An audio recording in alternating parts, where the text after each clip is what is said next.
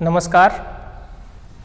आज के video lecture का टॉपिक है राजनीतिक समाजीकरण की अवधारणा। राजनीतिक समाजीकरण की अवधारणा का अर्थ और परिभाषा करने से पहले हम इसकी ऐतिहासिक पृष्ठभूमि को समझने का प्रयास करते हैं।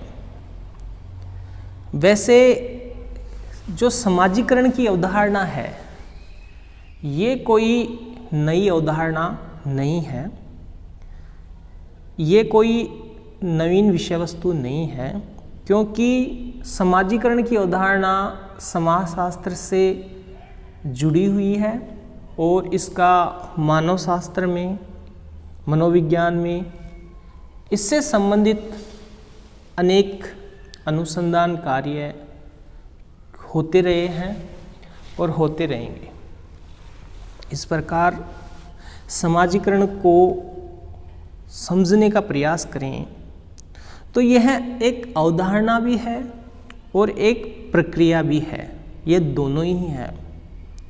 और इसका सीधा सा आशय ये है कि मूल्यों को सीखने की प्रक्रिया को ही समाजीकरण कहते हैं, या ऐसे कह सकते हैं एक पीढ़ी से दूसरी पीढ़ी में मूल्यों को स्थानांतरित करना ही समाजीकरण है।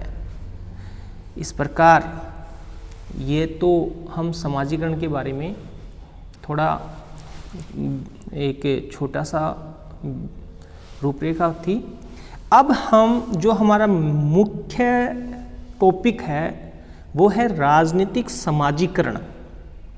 राजनीतिक समाजीकरण इस बात का नियामक होता है कि किसी राजनीतिक व्यवस्था के व्यक्ति किन विचारों को, किन अवधारणाओं को अपनाएंगे, वो किसी राजनीतिक व्यवस्था में कैसी भूमिका अदा करेंगे। इस प्रकार राजनीतिक समाजीकरण एक अवधारणा भी है और एक प्रक्रिया भी है। यानी राजनीतिक समाजीकरण एक अवधारणा और एक प्रक्रिया दोनों ही है। अवधारणा के रूप में यह राजनीतिक विश्लेषण की इकाई है और प्रक्रिया के रूप में यह राजनीतिक संस्कृति का नियामक तत्व है। मुख्य रूप से तो राजनीतिक समाजीकरण एक प्रक्रिया है। अब यदि हम विभिन्न विद्वानों के द्वारा इसकी परिभाषा देखें तो हम देखते हैं, सबसे पहले तो ये देखते हैं कि राजनीति विज्ञान में एक विद्वान हैं H. हाइमेन, जिन्होंने यह शब्द गढ़ा था और राजनीतिक समाजीकरण का इन्होंने आशय यह बताया कि एक पीढ़ी से दूसरी पीढ़ी में राजनीतिक मूल्यों का हस्तांतरण या राजनीतिक मूल्यों को हस्तांतरित करने की प्रक्रिया ही राजनीतिक समाजीकरण है। एक संक्षेप में दूसरे तरीके से इसको परिभाषित करें तो राजनीतिक समाजीकरण का मतलब यह है, राजनीतिक समाजीकरण का आशय यह है कि राजनीतिक मूल्यों को एक पीढ़ी से दूसरी पीढ़ी में हस्तांतरित करने की प्रक्रिया ही राजनीतिक समाजीकरण कहलाती है। इस प्रकार जो कुछ विद्वान हैं जैसे आमंड, हाइमेन, स्टन आदि ने राजनीतिक समाजीकरण को एक प्रक्रिया के रूप में परिभाषित किया है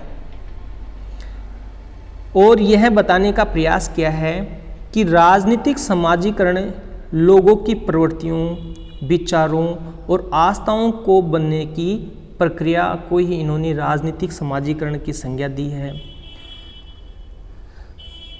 आमंड और पावेल लिखते हैं कि राजनीतिक समाजीकरण एक ऐसी प्रक्रिया है जिसके माध्यम से व्यक्ति अपनी राजनीतिक संस्कृति में प्रवेश करता है, राजनीतिक वस्तुओं के प्रति ज्ञान प्राप्त करता है, अपनी आकांक्षाओं, इच्छाओं, प्रतिमानों का निर्माण करता है।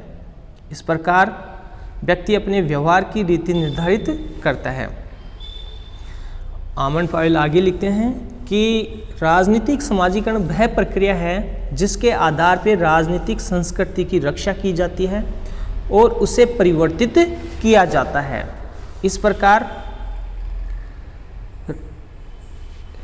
एक विद्वान है सिगल लिखते हैं कि राजनीतिक समाजीकरण से आशय सी की वह प्रक्रिया है जिसके माध्यम से प्रचलित राजनीतिक व्यवस्था के द्वारा स्वीकृत राजनीतिक आदर्श और व्यवहार पीढ़ी दर पीढ़ी हस्तांतरित होते रहते हैं।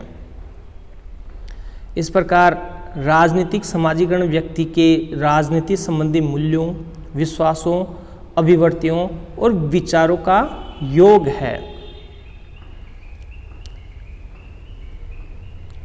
सीधे शब्दों में इन परिभाषाओं के आधार पे हम कहें तो राजनीतिक समाजीकरण व्यक्तियों को राजनीतिक संस्कृति में पारंगत करने की प्रक्रिया है। यह एक ऐसी प्रक्रिया है जिसके अंतर्गत एक पीढ़ी दूसरी पीढ़ी को राजनीतिक मूल्यों का हस्तांतरण करती है। अब यदि हम राजनीतिक समाजीकरण की प्रमुख विशेषताओं के बारे में अध्ययन करें तो राजनीतिक समाजीकरण एक मनोवैज्ञानिक प्रक्रिया है और यह प्रक्रिया मनुष्यों के मन मस्तिष्क में, उनके विचारों में, उनकी भावनाओं से जुड़ी हुई है।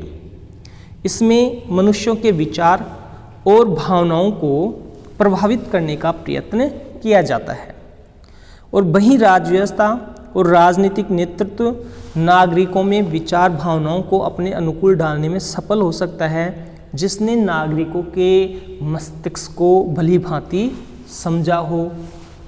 इसी प्रकार जो राजनीतिक समाजीकरण की दूसरी विशेषता है वह राजनीतिक समाजीकरण राजनीतिक शिक्षण और प्रशिक्षण की एक प्रक्रिया है। 20वीं सदी के पूर्वार्ध में राजनीतिक समाजीकरण को नागरिकता प्रशिक्षण, नागरिक समाजीकरण आदि के नामों से जाना जाता था।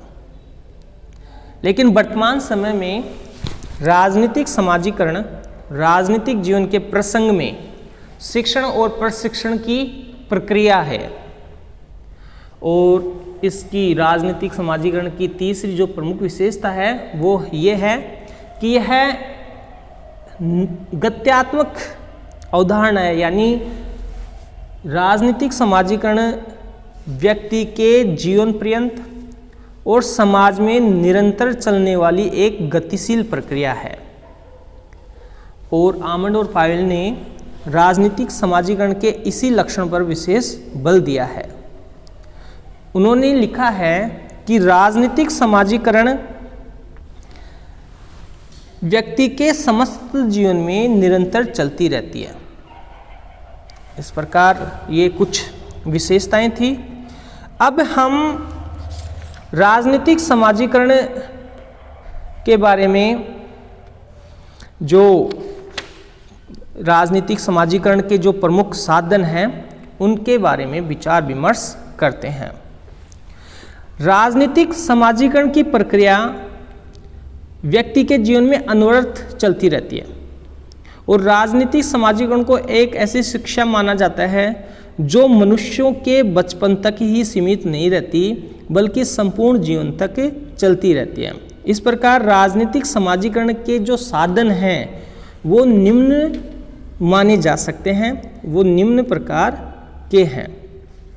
पहला, परिवार प्रथम संस्था है जिसे शिशु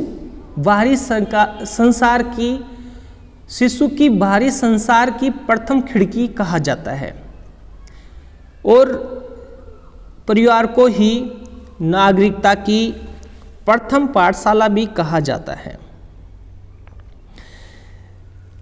राजनीतिक समाजीकरण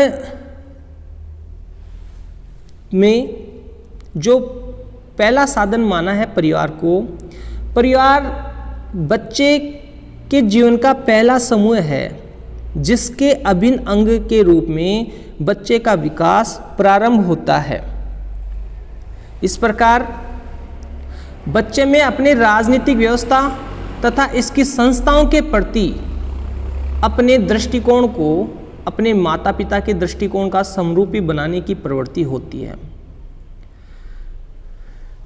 3 प्रकार से परिवार के माध्यम से राजनीतिक विश्वासों की नींव रखी जा सकती है। प्रत्यक्ष और अप्रत्यक्ष तौर से बालक के मन का निर्धारण करके, बालक को किसी विशेष सामाजिक संदर्भ में रखकर और बालक के व्यक्तित्व को किसी रूप में डालकर। तो कहने का मतलब राजनीतिक समाजीकरण का प्रथम जो साधन है, अभिकरण है, वो है परिवार। परिवार ही नागरिकता की प्रथम पाठशाला कही जा सकती है। इसके बाद में जो दूसरा है वो है स्कूल और अन्य शिक्षण संस्थाएं। राजनीतिक समाजीकरण में विद्यालयों की और शिक्षण संस्थाओं की अपनी ही भूमिका होती है और विद्यालय पाठ्यक्रमों के माध्यम से जिस प्रकार की शिक्षा दी जाती है वह विद्यार्थियों के विचारों और व्यवहारों को रूप प्रदान करती है। स्कूल का परिवेश भी विद्यार्थियों में एक विशेष प्रकार के व्यवहार करना सिखाता है। इस प्रकार आमंड और वर्मा लिखते हैं कि जितनी अधिक एक व्यक्ति की शिक्षा होगी उतना ही अधिक उसे राजनीतिक ज्ञान होगा और वह राजनीतिक प्रक्रिया को उतना ही ज़्यादा समझ पाएगा और वह राजनीतिक प्रक्रिया में उतना ही सक्रिय होगा। इस प्रकार स्कूल और शिक्षण संस्थाएं राजनीतिक खेल के अलिखित नियमों को सिखाने में महत्वपूर्ण भूमिका अदा करते हैं। फिर है जनसंचार के माध्यम। जनसंचार के माध्यमों में समाचार पत्र, रेडियो, दूरदर्शन आदि जनसंचार के माध्यम लोकमत के निर्माण के महत्वपूर्ण साधन होने के नाते राजनीतिक समाजीकरण की प्रक्रिया में महत्वपूर्ण भूमिका अदा करते हैं। ये माध्यम न केवल तत्काल घटित घटनाओं का विश्लेषण करते हैं अपितु नागरिकों के राजनीतिक विचारों के निर्धारण में भी महत्वपूर्ण भूमिका अदा करते हैं। इसी प्रकार राजनीतिक दल और दबाव समूह भी राजनीतिक समाजीकरण के महत्वपूर्ण साधन होते हैं और ये दल राजनीतिक समाजीकरण के कार्य को दोहरे रूप में करते हैं। सत्ता प्राप्ति राजनीतिक दलों का लक्ष्य होता है। एक ओर तो वे राजनीति को व्यक्ति के घर की चौखट तक ले आते हैं और दूसरी ओर वे सामाजिक व्यक्ति को घसीटकर राजनीति में ले आते हैं। इस प्रकार राजनीतिक दलों के माध्यम से भी समाजीकरण की प्रक्रिया होती है। इसी प्रकार प्रतीकों की भूमिका भी होती है। शासन और राजव्यवस्था का प्रत्यक्ष संपर्क भी राजनीतिक समाजीकरण की भूमिका में महत्वपूर्ण साधन होते हैं।